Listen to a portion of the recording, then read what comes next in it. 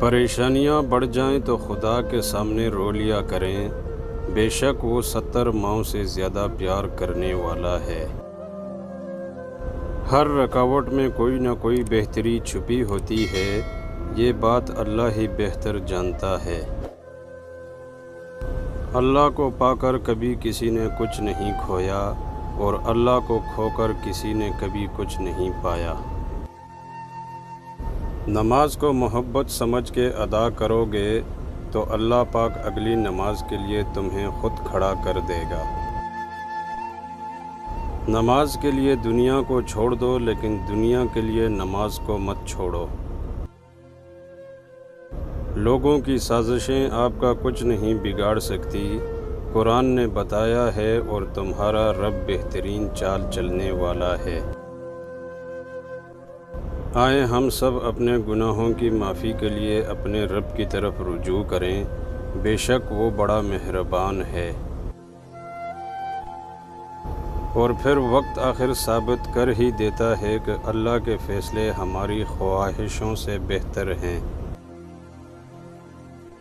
لوگوں کے دلوں میں اپنا مقام اس طرح سے بنا لو، مر جاؤ تو تمہارے لیے دعا کریں، اگر زندہ ہو تو ملنے کی جستجو کریں۔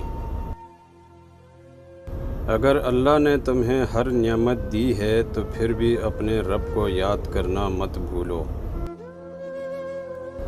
جو مصیبت ہمیں اللہ سے دور کرے وہ سزا ہوتی ہے، اور جو مصیبت ہمیں اللہ سے قریب کرے وہ آزمائش ہوتی ہے۔ صبر کر، یقین رکھ، تو کر دل سے دعا، وہ رب تیری دعا سننے کا انتظار کر رہا ہے۔ جو مل رہا ہے وہی تمہارے لیے بہتر ہے، تم نہیں جانتے لیکن دینے والا خوب جانتا ہے۔ کیجئے ہر بات پر صبر و شکر، بہت حسین ہے خدا پہ یقین کا سفر۔